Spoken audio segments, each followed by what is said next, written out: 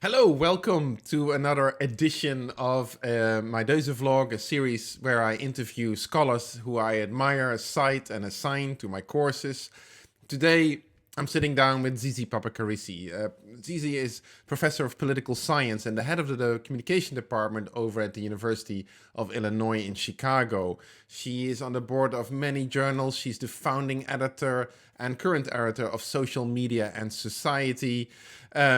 She has served on many boards, collaborated with companies such as Apple and Facebook and Microsoft, consulted with the Obama election campaign back in 2012. She sits on the committee on the health and well-being of young adults in the United States, at the National Research Council, and at the Institute of Medicine in the United States. Her work has been translated in many different languages. She's written 9 books, over 70 research articles, and she was the 2018 recipient of the Wayne Danielson Award for the sum and impact of her contributions to the field. Zizi and I have been friends for quite a while. I'm very privileged to have known her from the start of her career to now, and I've always been an enormous fan of her work. And that connection comes through in our conversation that I hope you'll enjoy watching today. We talk about the road traveled as academics, from starting out as graduate students and finding a voice and then exploring that voice through our research and storytelling, to the kind of work that we all know Zizi of, her work on The Networked Self, an original edited volume from 2011, then followed by 4 sequels in 2018. Her seminal book on Affective Publics, out of 2014, and how those two concepts, the networked self and affective publics, have benchmarked much of the work in the field of new media studies and research. And we'll talk very much about how we own our concepts when we do research, how we come up with them in the first place, and how we develop our voice as we continue to publish and submit our work and present our work, and especially present our work, how that shapes the stories we tell and the contributions that we can make in our field.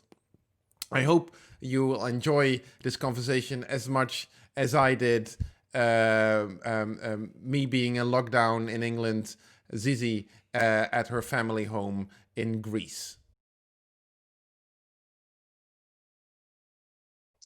All right. All right. Welcome. Hello, Zizi. Good to be here.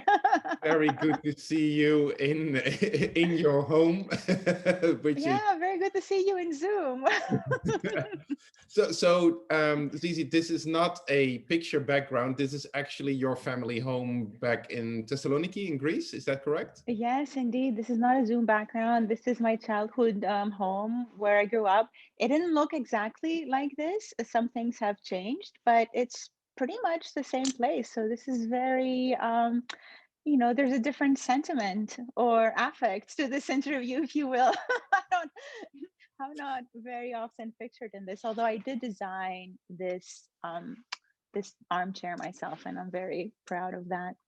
It's my signature piece.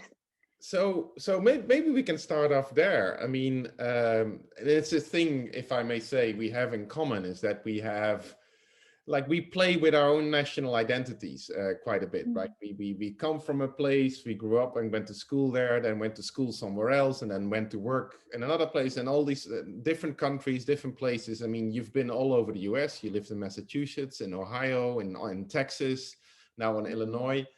And not only that, but you are also very explicit about that. Like, you use it, you reference it, including in your latest book, in After Democracy. I mean, what can you say a little bit more about what role your background and your sort of international identity, if I guess, plays, and in what, if anything, does it bring to your work, and why do you feel it's important to keep on to to reference that, to use that. It's so interesting because when I think about it, I mean, I think back on how when I was growing up and, growing up in this house and just thinking about who I wanted to be and where I saw myself living. I never imagined that I would travel as much as I do, or that I would live in so many different places. I never actually really thought about it at all, but I don't think that I actually imagined that I would be living somewhere outside of Greece or even Europe.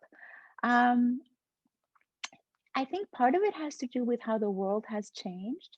Mm, Because nowadays, with our students, for instance, part of having an international presence and life and experience, it's almost a given, one way or another. And I'm not saying that just, for people who are privileged, because traveling and having that is a privilege, like one way or another, through the forces of globalization, globalization, whatever you want to call it, you end up moving, whether you sometimes because you want to, sometimes because you have to.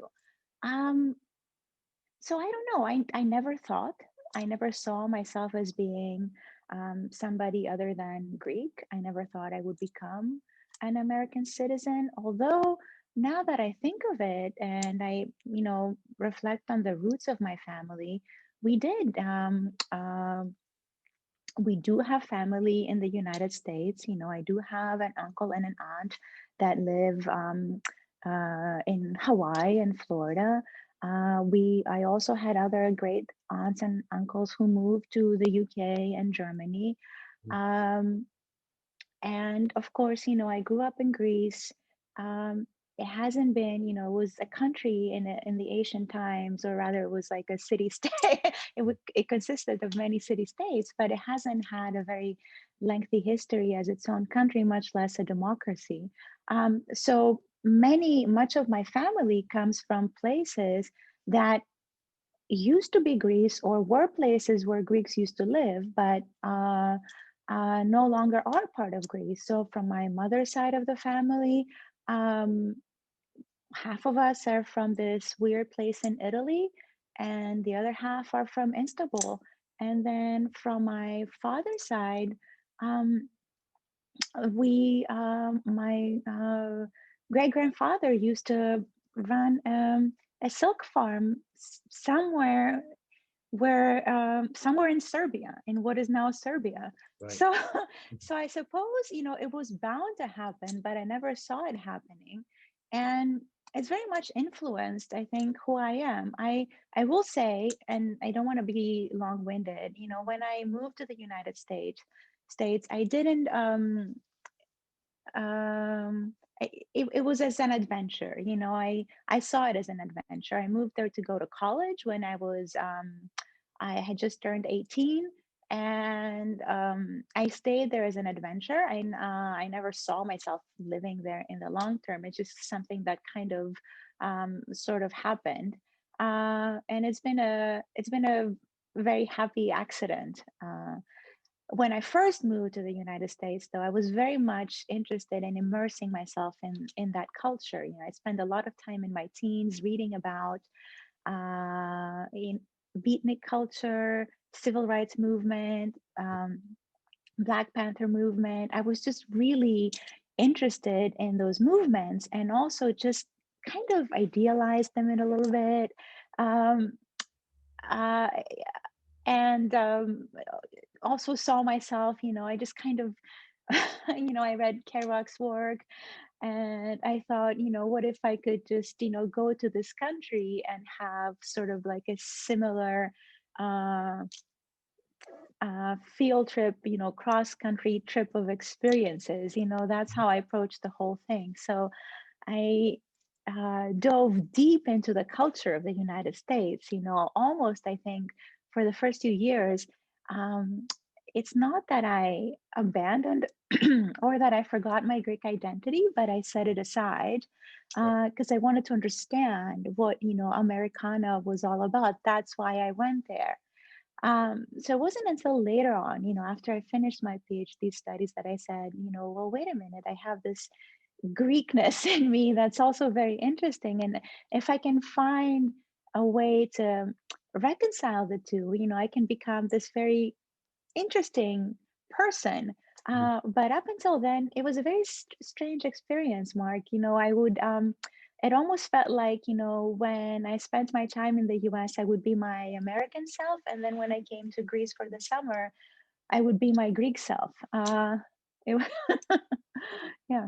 Can be confusing. Yeah, I mean, maybe this is too easy, but like, I mean, so much of your work is about appreciating the fluid nature of identity, right? It's that we construct and reconstruct our identities continuously, and of course, the media environment Yeah. really well helps us or asks us to do so. But I almost wondered whether and I share that perspective, that predilection to see Mm. fluidity in people's identities is also a little bit of projection Yeah. because we know it from ourselves, right? Yeah, I'm a bit Greek, I'm a bit American, I'm a woman, but I'm also this, I'm that. I am like, Yeah. and all of these parts of me are cool, right? And apparently I can use them, Yeah. uh, and which makes the whole identity thing well, but intrinsically fluid, right? And that, so we can get to see it everywhere else around us too, maybe a little bit. It's so true when you mentioned, this is my ethnic identity, and this is, I'm a woman, I'm a man, or however you identify as. That's also very true. Yeah, I think if there wasn't that fluidity inherent in how we understand ourselves, I probably wouldn't have pursued that in my research. It is an autobiographic experience, but it's very very true. Now that I think of it again, in as a teenager, I was very much a tomboy. I liked to skate. I wore baggy clothes. I DJ'd. I wore baseball hats. And then gradually, then I think when I moved to Texas, I was really just swayed by this idea of like the Southern Belle. And I mean, I come from a family of very stylish parents. So they, that, the DNA kicks in at some point. And I thought, well, again, if I can take these references, all these reference points, and reconcile them into who I am in a way that's fluid, like you said, that, you know, they're not being antagonistic, but they're all just kind of working together. Mm. That that might be interesting. And to tell you the truth, I owe a debt to my mother because at some point, she just kind of sat me down and said, well, don't forget about your roots, don't forget who you are. um there's a way for you to be confident and still, be feminine, be female. Again, these labels at some point we can come up with better language, but I think you know what I mean. Yeah. Mm. So in a nutshell, for me, this, and I appreciate you sharing the Mm. personal notes here. It speaks to something that runs throughout your work. I mean, like in your earliest work, where you looked at, why people go online and what the hell they're doing there when they're there, and when people were setting up personal homepages and stuff like that. And of course, you were among the first wave of scholars who looked at the political potential of online discussions and what was happening there, and you noted quite early that yes, I mean, discussions can become pretty heated online, but perhaps that's actually a good thing, right? The fact that Yeah, people take up extreme positions, isn't that the ultimate ideal of democracy, yeah, rather than this all civilized, oh, I see your point and thank you, and blah, like this compromise.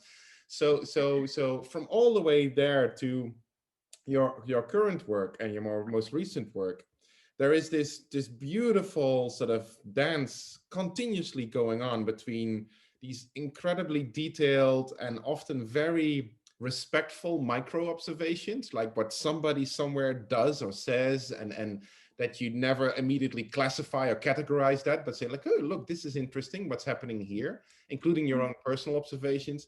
And then this sort of epic macro grand theory that you're sort of immediately, like, I mean, like your earliest publications, you coined new concepts like the virtual sphere and like, you know, big stuff. So how do you do that?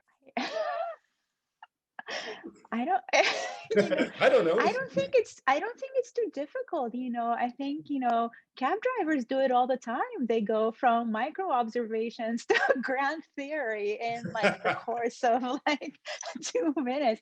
I have a theory that all academics in past lives were cab drivers. So now Ah, we're just, or in like a parallel timeline, we're cab drivers just cruising through. Um, thank you for saying that. I don't, it's not necessarily something that I'm aiming for. I'm very driven by, I want to understand why people do the things that they do. mhm, And then I also want to understand what it all means. And right. unless I answer that last question of what does it mean, I feel like what I've presented is incomplete. I feel like I cheated. I feel like what I've given you is too descriptive.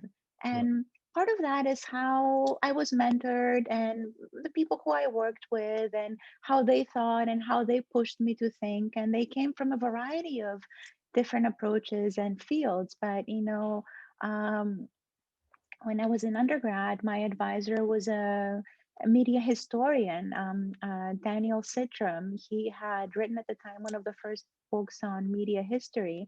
Mhm. And he always pushed me to evolve out of the descriptive. And then I also had the benefit of taking classes with Susan Douglas, who would always ask, okay, but what else is there, Zizi, to other people who came from a more quantitative approach. Alan Rubin, for instance, big uses and gratifications guy, would very non-cultural studies person, would always say, um, would always push me to, interpret beyond the quantitative data. To, my PhD advisor, Chuck Whitney, who recently passed, who is very much, I connected with him on so many different levels, in the sense that, he was very laid back about how he got his point across, but still managed to get it across nonetheless. So I think it's a, combination of good mentoring, and not trying too hard, just following your gut. Uh, and I do want to emphasize that every step of the way, when you say that I coined those terms, I mean, I didn't realize I was coining anything. I Mm. just, it sounded right and I wrote it, and I was very confused uh, when I wrote those things. The virtual sphere came out of a graduate paper that I wrote for a class at UT Austin when I was a doctoral student. Mm. Um, uh, in Sharon Strover's class, Zainab Tufekci was in the same class with me. Wow. We were all just we were reading Manuel Castells for the first time and fell in love with that theorizing and that way of thinking about the world. And I wrote this paper. I felt like the dumbest person in that class. We had some other very, very smart people there too. So I wrote that book from a point of confusion. And I wrote that at the end, and Sharon read it. She said, it's very interesting, but you also ran out of steam a little bit in the end. So I think I just kind of maybe tightened up the conclusion. And I still have the in my office somewhere, I still have because back then we would send 7 printed copies of our article and then a floppy disk of our article to the journal. So Yeah. I still have the letter that I sent to Steve Jones, who's now my colleague, saying, dear Dr. Jones, please consider this article for publication in New Media and Society. It makes me laugh every time I see it.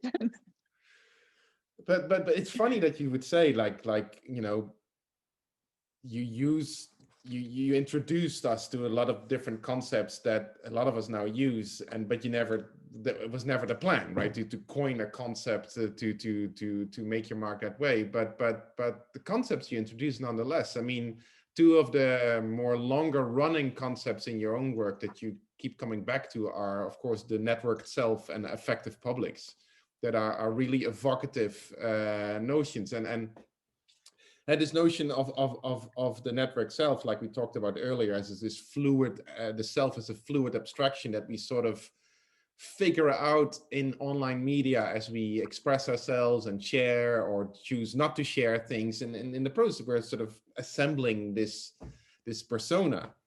And of course, as we doing that, all of our decisions are primarily guided by our emotions and our emotional life, our and so to for you to combine these two concepts, it's really a powerful statement. And I guess, I mean, any study in who we are as human beings in an online environment, directly or indirectly, makes use of these concepts now. I mean, they're and even though it wasn't perhaps your plan to make these your sort of benchmark contributions or the concepts that you would coin, still they not only, they were titles of books and papers and everything, but they keep on being useful to you and of course to so many other people. How can you tell us a little bit about how you got to them, and how they? So I guess what I'm asking, how did they form the network self and affected publics, and how Mhm. they still inform what you do now?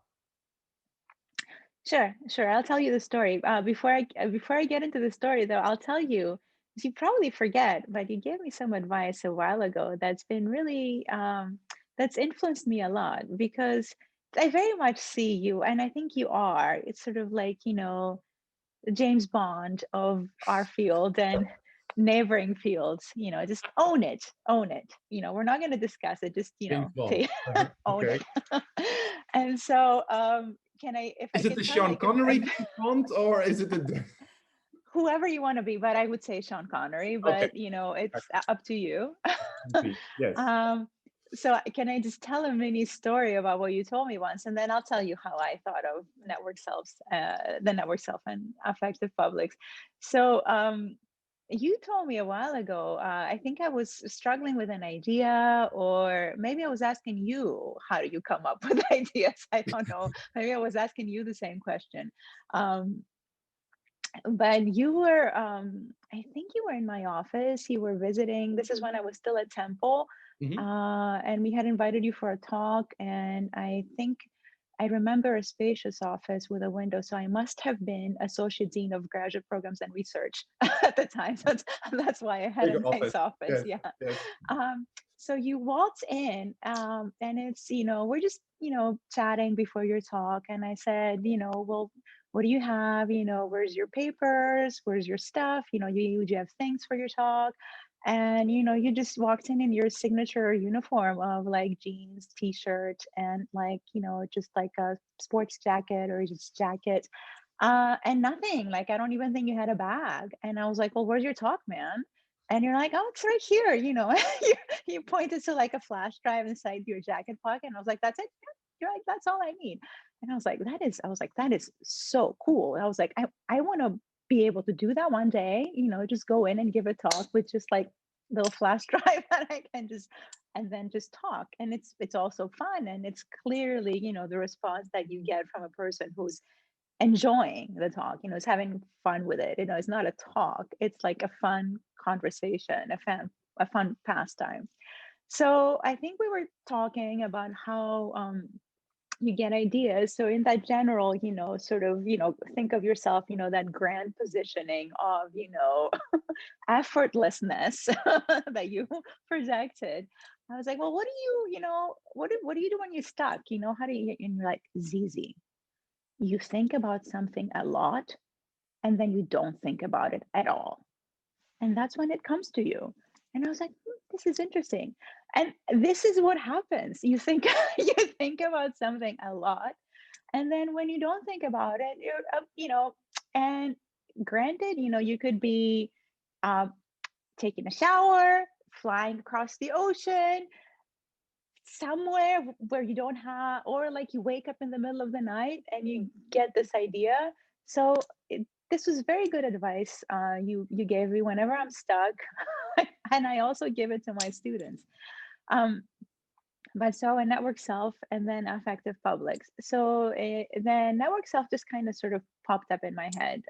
That's really exactly what happened. But it's very much along the lines of what you said. You know, I've been working on ideas of self presentation for a very long time, since I was a master's student and a doctoral student, and then through most of my tenure path. And then we all started paying more attention to networks and the self. So I had this epiphany. There was an editor from Rutledge who came to my office still when I was at Temple. And this was like shortly after Facebook was just starting to be popular. Twitter was just I think Twitter was still a thought at that time. Um, and he was asking me, you know, like editors have these meetings where they shop around for interesting ideas for books or that you might write or my others might write. And I said, well, I can't really write anything right now. I'm already committed to writing a private sphere for Polity Press. I saw that as being the book that might get me closer to getting full, you know, post tenure.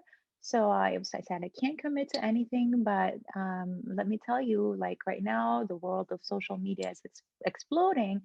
And what you really need is someone to put together a reader on social media and just grab all these people. You know, there's a number of people who are doing super interesting work on social media, and some of them have either just graduated or in the process of getting their PhDs or are in their first year of a tenure track job. These are all, you know, junior scholars. Somebody needs to get them together. And I have a title for you, could be called the network self. And he looked at me and said, well, why don't you write that book? And I said, well, I can't possibly do that. But okay, let me think about it. And then that summer, I was here in this home again, and I said, okay, if I can sit down and write this in a day, you know, write this book proposal in a day, if like it literally like pours out of me effortlessly, that's going to be a sign that I can do this, even though I have this monograph to write at the same time. And if I can write it in a day, um, I'll send it in and I'll do it. But if not, I'll just forget about it forever. So, you know, I sat down and I wrote it in a day, just kind of like poured out of me. I think it was, again, the result of like thinking about something for a very long time. Right. It means that you know something really well. And I included, you know, many people who I got to know better during the process, like Dana Boyd and Nicole Ellison, and many other people whose work I admire. And I started shopping the proposal around, and then that ended up being that, even though in my head, the idea of what a networked self was still a little bit fluid, you know, was still taking form. And then should I take a break or tell you the Affective Publics No, idea too? please. No, I would love to Okay. get the public story too. And Yeah. and so then I think in many times in my life I've had these ideas where um or just very roundabout ways or explanations that appear unusual or straightforward, and people often laugh at my face or they'll just get into arguments with me. But I've been fortunate in that I've had key allies who supported me. So I've had many people who, you know, laughed. So for instance, you know, when I was interviewing for jobs as a 26-year-old, and I would say things like, you know, hello. I think the internet in a few years is going to be as ubiquitous as, you know, electricity is. You know, it's going to feel like as effortless as, you know, going into the room and turning the lights on. And, you know, I'd say this in 99 and 2000. And people would laugh and say, who's this kid? Or I would say, the internet's going to radically transform journalism. People would laugh and they would say, I'm never putting my paper copy of my newspaper down. Okay. And then I would say, Amazon's going to transform the marketplace. And they would say, oh, it's not going to happen. Amazon doesn't have distribution centers. And I said, well, it's only a question of time. The distribution centers can be acquired. It's not, there can be partnerships fostered. So, um, so I've had that happening, but I've also very thankful because I've had key allies, people who understood what I was doing and expressed interest or support. And that is really what, gave me a hint that I was in the right direction, and you are one of them. I remember talking about many of these ideas with you, and you were very encouraging. Um, Phil Howard is another one because he picked up on this idea of the virtual sphere um, and encouraged me to write more about it. Steve Jones also, um, was very encouraging as well. And then there were a couple of women early in my career, my dean and my first department head at Temple, who didn't necessarily understand, who were not in the same area of research that I was, but they were very encouraging. They gave me a lot of freedom and a lot of autonomy. They believed in me and supported me, and I Yeah. thank them for that. So Affective Publics goes back to Phil Howard because he was editing with Mac Parks when Mac Parks had first taken on as editor of the Journal of Communication. They ran a special issue on social movements, and I was in the middle of projects. Um, I had just finished 3 books and I was just taking some time off. I was playing around with Twitter. I was reading a lot about social movements that were happening, um, that were associated with, the so-called Arab Spring. Right. I was also, reading a lot on, the burgeoning Indignados and Occupy movements. And I just started playing around with big data research tools. Uh, the apps that we used at the time, the languages that we used at the time, these things have since evolved and changed. So, one lazy Sunday, I just started downloading all these files um, of tweets using something that we used at the time called Twapper Keeper. And I started crafting a study of the Egypt movement, and I submitted it to JOC for that special issue. And for some reason, I mean, this could not have been. This was like a very unusual approach. I was reading some Jody Dean. I was also reading, some of the good things that Zizek wrote about this idea of jouissance and release and all of that. So I was thinking very much of these movements as a form of release, and that democracy needs moments of release, just like it needs moments of disagreement. That's the Greek in me. I grew up in an environment where we disagree a lot and we disagree fiercely. So I think because I have that in my blood, that's helped me survive what's going on in the United States for the past 4 years. To a lot of people, the sort of like polarization that we're encountering is something very new. But for people who grew up in Greece, we've been polarized for the past 100 years. So we've got we've got a lot of defense mechanisms and strategies for that. Um, so I wrote about affect, and I decided to call in sort of like the spur of the moment. I was writing my conclusion, and I said, I'm just gonna put this in the conclusion. This is affective news.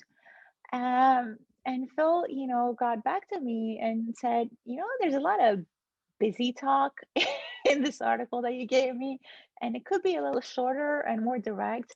And I don't think you realize it, but you have a gem in here. It's called affective news. You really need to make it the centerpiece. Mm. Um, so I'm again, it's one of those instances where you produce something, but the encouragement that you receive from people whose opinion you respect is key in developing it further. Right. And I want to say this because so often today we delve into the world of social media and we look for encouragement from or discouragement from everywhere. And that's wrong. I think that's the wrong approach. I think we should use social media to stay in constant touch or to identify the people who will give us the encouragement that is aligned with helping us think in different and out of the ordinary ways, not putting us in our own filter bubbles, not at all, quite the opposite. Like if we have a different idea that has merit, um, they will push us forward. But it's a very tricky balance. And I don't think it's something that, it's a lifelong project. It's not, something that you can do in a day. It's I mean, these concepts, right? Network self and effective news and effective publics later on. Mm. Like one of the ways that I frame them for my own thinking is how you make so beautifully explicit that we're kind of all feeling our way into public life, as in just life Mm. outside, Yeah. right? And in that process, we're finding out who we are, and media, online media in particular, plays such a formative role in that process. And so that's how those two concepts really come together for me. But it also speaks to one of the most difficult things in anybody's life is to see yourself live, to truly figure out who you are and what the consequences of your actions are for the world around you, for the people close and far away and all that kind of stuff. I mean, it's one of the most impossible things to figure out, even though everybody constantly keeps telling us, like, as long as you know what you want and who you are, you'll get there. It's like, but that's so hard. I know. It's true. And it's also never ending, like you said, the network Yeah. itself, right? It's an abstraction. It's an ongoing project. So given all of that, I mean, I find it always like, and that's one of the many reasons I love your work, is that that there's a undertone of optimism in everything. I mean, if you look, I mean, you've got your original book, the edited volume in 2011, Network Self, then your 4 sequels, right, in 2018. The quadruplets. Exactly. I mean, hey, why one if it can be 4? But in the introduction of those books, especially the one on love, which is my personal favorite, you say that online media can really amplify and contribute to self-awareness, to reflexivity, to, in other words, seeing yourself live, and that we can use this media environment that we're all in to constantly reinvent ourselves and figure ourselves out anew. Now that's a very sort of aspirational or hopeful way of looking at things. I mean, is that indeed your conviction that despite everything, despite perhaps the misgivings that we can have about the way people express themselves online, I'm particularly thinking in the context of the recent American elections, there's actually, I mean, there's reason to be really optimistic about this and to see to continually see this potential of this online environment that we're all in. Yeah, I mean, I'm deeply optimistic in my approach. I mean, look at me, like every other word, like I smile. It's not, I can't escape it. It's part of who I am. And, I do receive some criticism, about that sometimes. Am I perhaps being too optimistic? Should I have been more measured in my conclusions? But I think I am. If you read the books carefully, I choose my words very carefully. I'm very particular about the words that I use to describe things. A lot of thought goes into them, and nothing is just, I mean, a lot of thing happens sort of like with the stroke of the painter. Yes, I'm not like overthinking things, but I am deliberate in how I will talk about things, and I'm deliberate about ending in an optimistic note. I'm not Foucault. I can't do that. But I do value Foucault. I value what that can tell me. I just understand who I am and what what I can offer, what I'm able to offer as a person. I understand, my optimism is both my strength and one of my deepest flaws. Sometimes it makes me too confident uh, in my abilities. So over time, I've learned to just sort of be a little bit careful about how I assess or I evaluate risk in my personal life, in my professional life as well. But um, to go back to your question, yes, I, I'm confident that um, we can live better lives, not through technology, but with technology. So, I'm not a determinist. Technology is not going to do that for us, Right. but with us, like hand in hand. And only if we design it in a way that's radically different from how we've thought design wise about technology.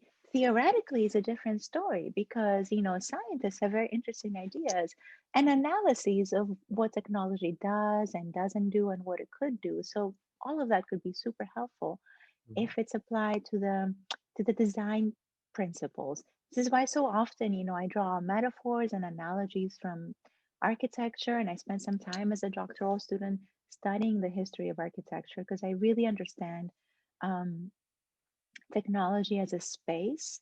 And then, depending on how we populate that space, we can turn it into a place, that we learn to recognize. Nick Coldry's work has been so helpful for me in terms of articulating that difference between space and place. Right. Um, and so, how do you turn a space that technology presents for you into a place, and where you have agency, where you have ways in that permit you to, just like you would decorate your own place, you would decorate or renovate or change or demolish. I mean, it's funny. So the two things come back in your new book. Let's talk about your new book, your forthcoming book, After Democracy, a little bit. I mean, on the one hand, a sort of, I mean, optimism is also maybe too, but just a positive attitude towards what people are doing and saying, and how that fits exactly in your overall argument. But also a very, I mean, a new book isn't really about media or technology at all anymore, right? I mean, like you deliberately bypass media and technology centric perspectives or explanations in the book, and and and um, um, I was wondering where that came from. It's funny that you asked that because often when I talk about that book, people assume that it's associated with the ascent of President Trump to power and the proliferation of populist rhetoric and politics around the globe. Um, but it's not. It came from a place of hope and optimism, to return to that word. And I first got the idea for that book during the Obama presidency. I was very much inspired by what President Obama was accomplishing, working with other leaders, sometimes, working with people who were antagonizing his particular vision. But that made me think, well, you know, maybe this particular person or this politician belongs in a different timeline or belongs in a different state of affairs where that vision would be implementable. Maybe there's aspects about how democracy is organized that belong in centuries past, Mm. belong to or are friendly to leaders of the past. And this person really cannot do and accomplish what he was set out to do because the system is an old system. He's functioning with very old structures that belong to different societies, different ways of living, different ways of doing, systems of running and designing governance that date back to agrarian societies, pre-industrialization often. Right. So there's something wrong about that. There's a paradox, there's an antithesis. All of this is getting in the way. We could just be in a position where we could just leap forward, and enable minds like that, but there's something about the structure that's limiting that. And so I started thinking, well, we've always thought of democracy as the ultimate goal, as it, as the I say in the book, as the final stop in our civic journey. If we were on a subway, final stop, O'Hare, that's it. um, but what if technology could push us further, could help us add another stop? And that's how I see the part of technology, helping us put together that extra stop. And it's not using the metaphor, the analogy of railways and subways and trains by accident. I do want us to connect back to Carrie's work and how all of that, transformed the nature of communication and living for the world. Right. Um, so, that's the sort of, symbiotic relationship that I'm thinking about. And that's what that was the inspiration for the book. At the same time, I was traveling a lot and to give talks about affective publics, because that resonated with a lot of people, and I was very happy about that. I was worried, affect is something difficult to explain. Affective public sounds weird. Sometimes people think that I'm saying affective publics. Um, Sometimes people think that I'm talking about emotion when I'm in fact talking about mood or sensing or a feeling or that drive that you get before Right. you understand an emotion. An emotion is directional. So as I was traveling all over the world, talking about affective publics and connecting with people around that, I would get into interesting conversations. But the most interesting conversations I would have on the way to talks, So I would have like conversations with a person next to me in the airplane or with a cab driver. Oh, Yep. it's always about the taxi driver, yes. Yeah. Who would say, "Oh, hello, what are you doing? Where are you headed? Why are you going there? What do you do? You're a professor. You don't look like a professor. Why? What does a professor look like? Well, what do you study? Social media. Oh, social media is terrible." Um, so I started, creating this fantasy in my head of what if I had a way to take all these conversations and turn them into like this sort of multinational, polyphonic, polyvocal story that I could Mhm. tell. And what would be the central theme? Um, and then I was also noticing, because you said, technology is not in that.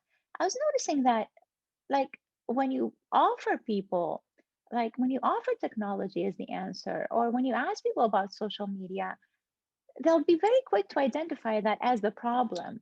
But Mm. if you don't bring it up at all, they'll identify other issues or other causes of the problem. So I Right. wanted to play with that idea a little bit as well. I wanted to see what would happen if I asked people what's wrong with democracy, but I didn't, prompt them or, prod them at all with the idea of social media. If I left that completely out of the conversation, Right. I wanted to see if they would bring it up on their own. Um, and what happened is that they did, but they brought it up as a way to fix things, which was very interesting. It kind of sort of nicely aligned with my idea of using technology to like just push democracy, out of its shell and help it morph into something else. I mean, the people you talk with in the book, there's many people all over the world, including cab drivers, significantly so. I mean, yeah, I mean, like you say in the book, I mean, their remarks about democracy and what it could or should be often come from a place of frustration or disillusionment and those kind of things, but rarely have they given up on the idea, right? I mean, there is very much a sort of like, well, if you fix this and this and we do that and that, and you actually make like 10 fairly concrete recommendations, even distilled from all these conversations. So, and interesting that you say that these conversations and these ideas came from you being on tour for your book about affect, and your work on affect and affective publics. So it must have been quite a yeah, I mean, emotional ride. I'm not quite sure if that's the right word, but so what is it about these hopes and fears of the people you talk with that really got to you? I mean that could be either an anecdote or just a general sense of this project that you can share. That what is it that really touched you?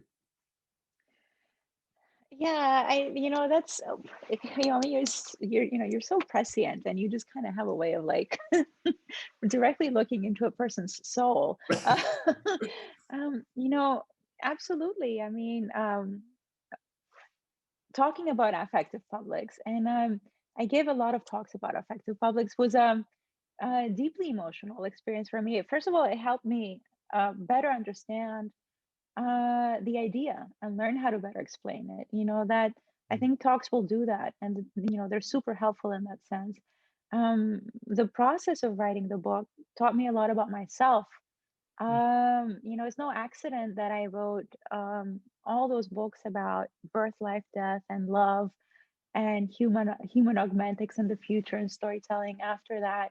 I got a much better sense of who I am as a scholar through writing Affective Publics. And I also learned a few very valuable life lessons as I was writing Affective Publics, about life and death, and about loss, and about who I wanted to be and how I wanted to deal with those things, in my life as a human being.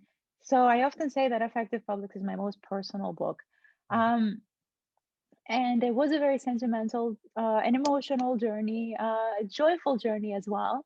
That led me to having those conversations about democracy with people, which then, but that, how do I say this without, I'm going to have to speak about myself in a, uh, it was a new Zizi who was approaching that book. And It after was, Zizi, yes.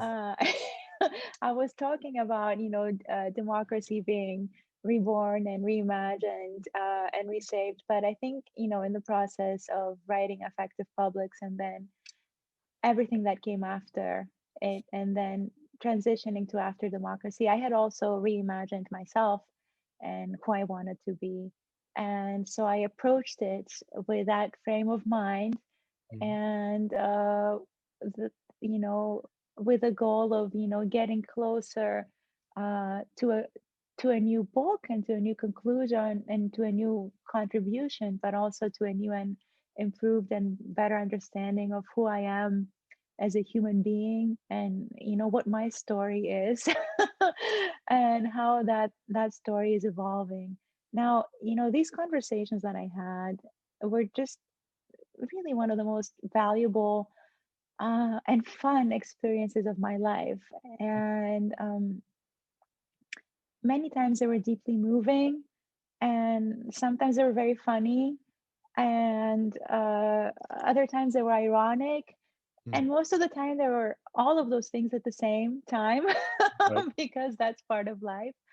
Um, you know, at the end of the conversation, people would ask me, what did other people say? Because they wanted to know uh, if how the responses compared. I would say, I would tell them, what the book is about and what my goal was, that I wanted to reimagine democracy.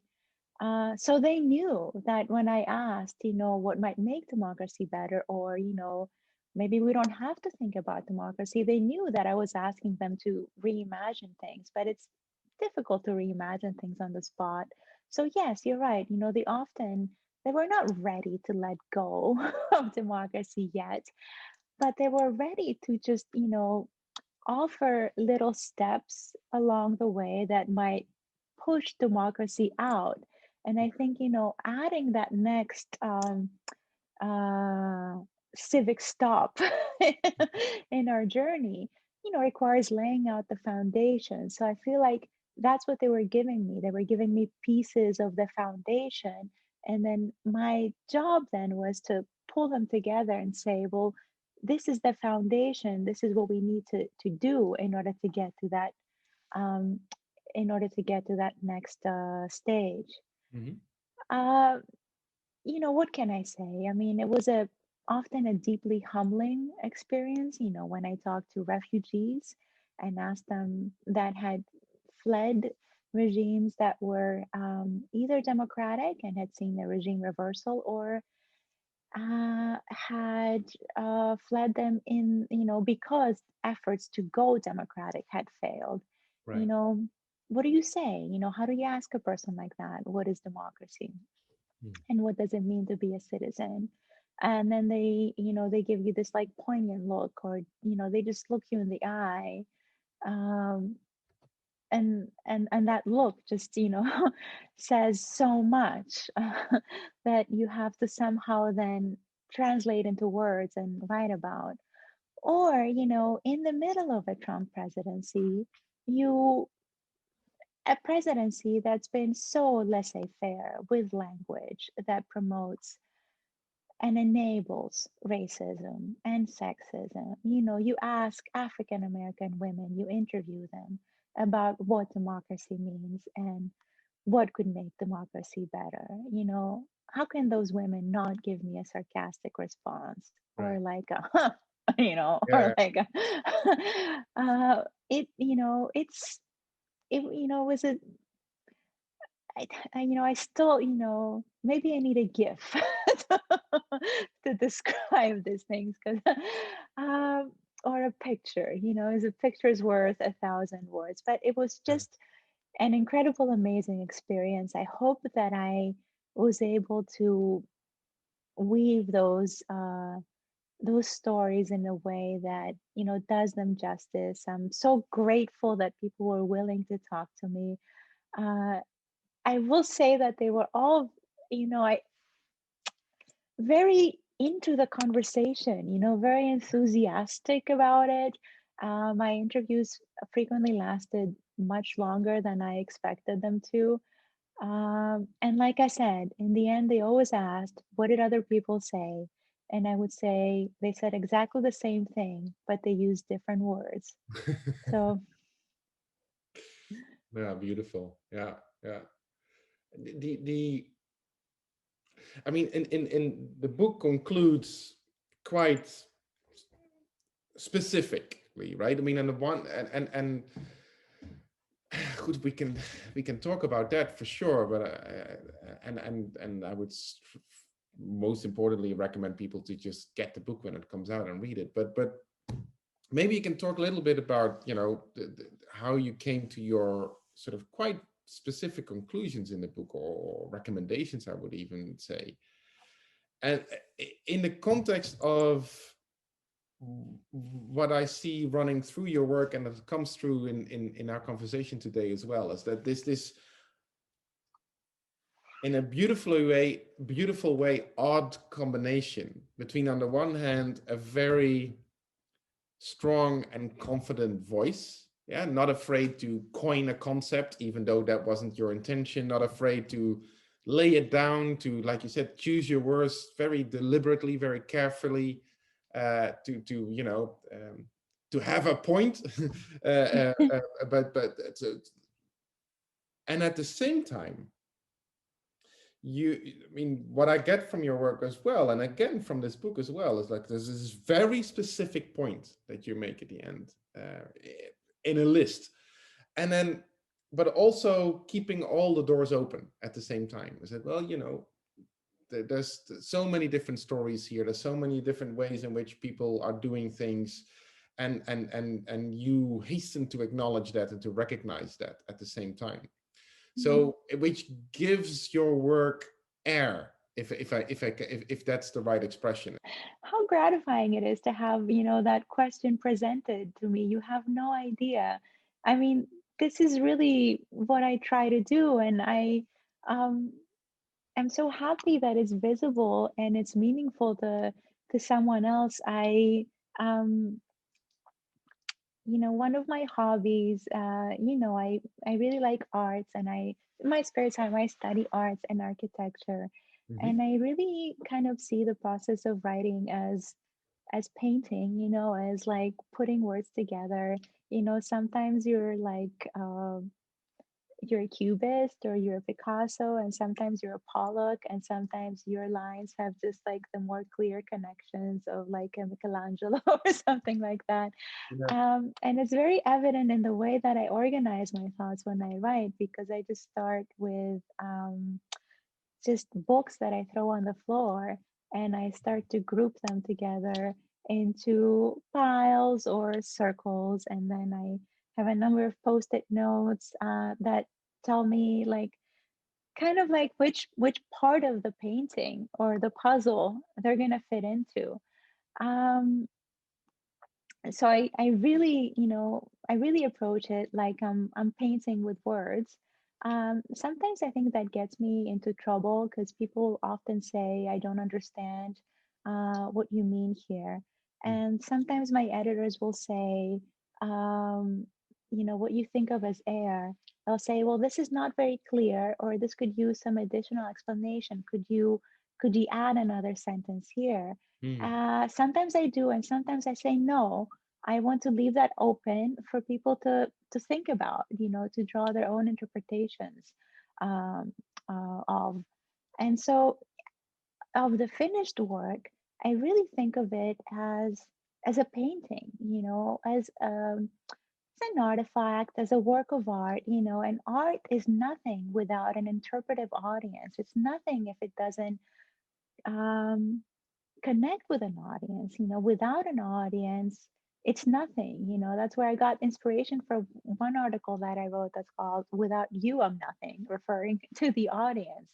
Mm. So, unless I leave it open in some way for people to connect to and make their own meaning of what I'm saying, then I'm presenting somebody just like a very closed, antisocial, esoteric piece of work.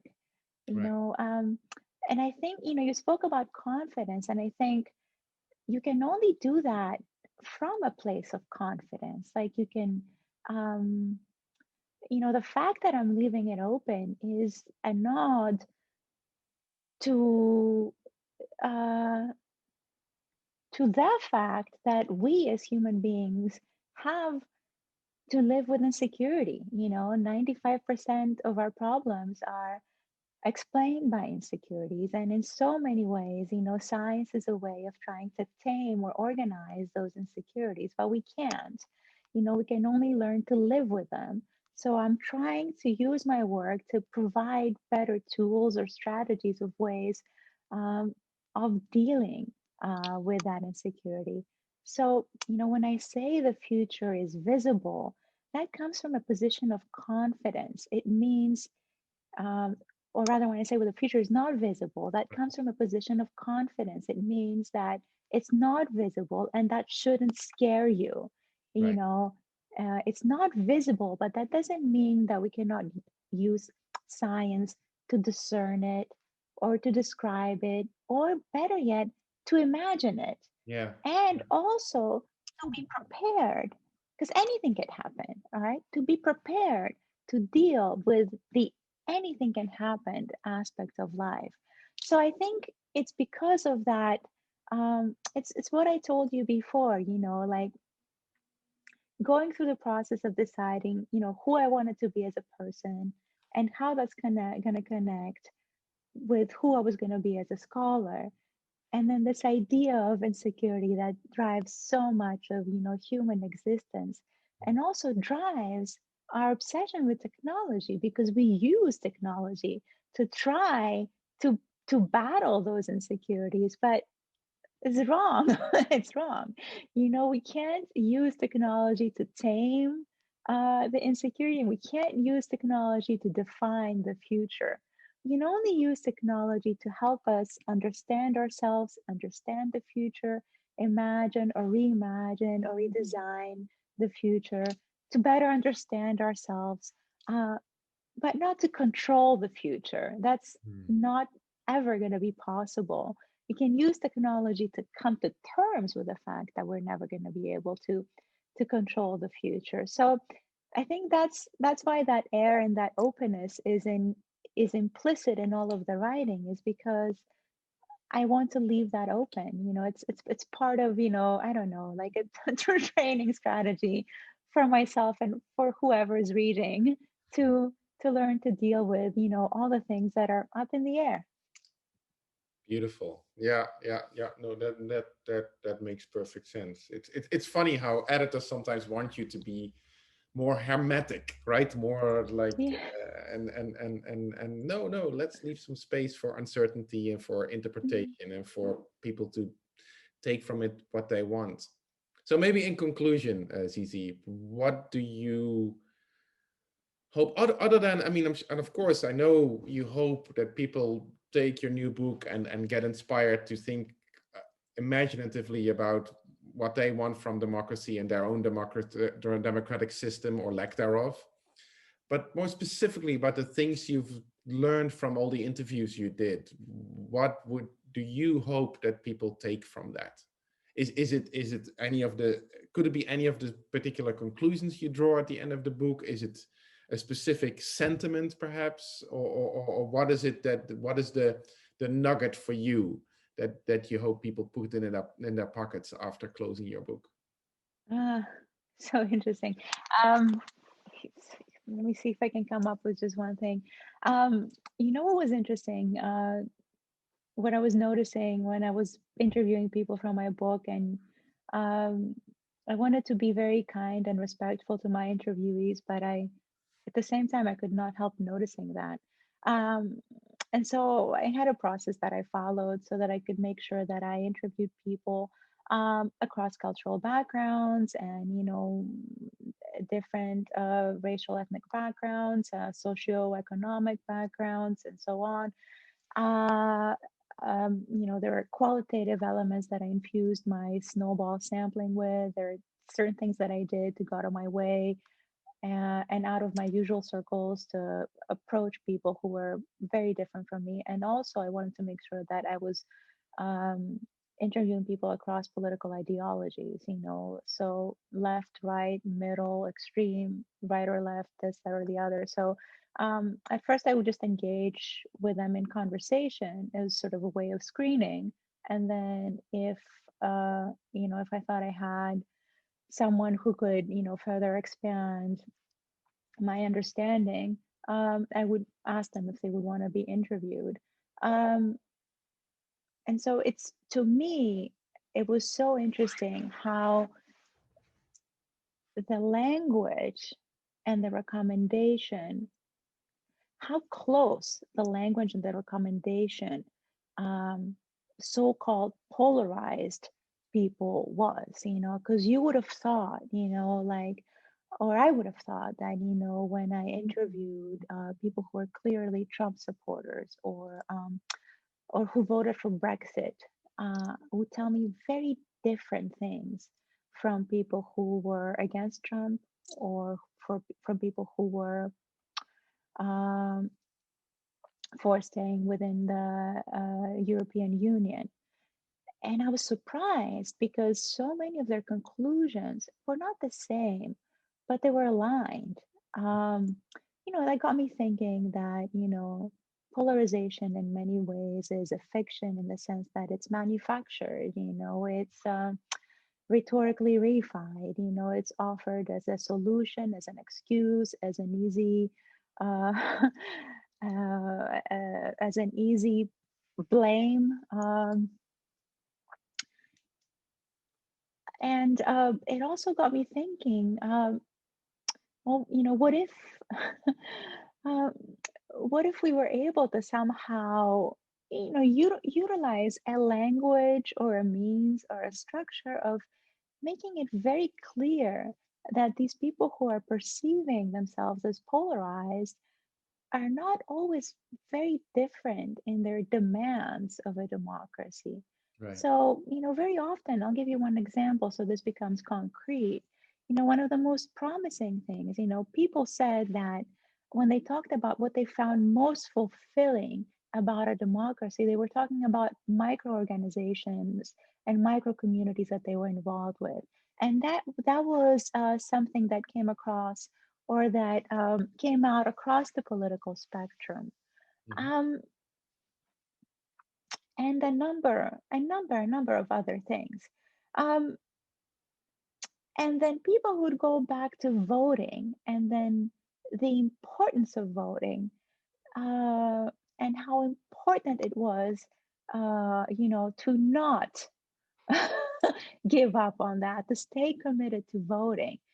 And every time they would tell me that, I would think, but we live in a world where half, pretty much in any country, pick any country, about half the people don't vote, okay? Right. So what's going on here? I mean, it's not possible that I've actually, like, I'm interviewing all the voters. I don't believe it. I don't believe that I'm actually voting. I'm interviewing everybody who's voted and plans on voting. They would tell me that, and I would wonder: is that a token response? Is that an aspirational response? Um, how do I interpret that without thinking at the same time? Well, if you're voting, and then the other person I interviewed, and I did 100 interviews, and everybody's telling me that they're voting, who are these people who are not voting? And if you're essentially agreeing with what's important in democracy, with what the Trump supporter that I just interviewed told me, then why is everything so polarized? Um, so, these are difficult things to put into words. This is why I think it's so important to have interviews, to have talks, because then you can talk, you have a different way of presenting these issues. Long story short, these are the things that puzzled me as I was conducting the interviews, and didn't quite make it into the book, and maybe they'll go into the next book. But I do think that we need key individuals who are going to be able to speak a language of unity, Mm. to move us forward to the next step. Right. And the thing with the language of unity is this, it sometimes it needs to be inspirational and visionary. Yes, but sometimes it also needs to be very plain and very simple. And people are going to need to learn to deal with that, because I think we often look at these leaders as messiahs. And when they speak, we expect them to sound like, God knows what. Mm. But all it takes is just simple words that drive us forward. Um, so I think we're going to need leaders who are able to do that. And they don't need to be messiahs, nor do they need to be geniuses. They could be grounded people who care. And then we also need to really understand what our own expectations are doing to the process, Right. how our own expectations are skewing the process, and how our own expectations are possibly limiting how far we can go, and how we might be able to reimagine everything. Nice. And in the end, you bring it back to, well, we all have a role ourselves, and I'm not very nice.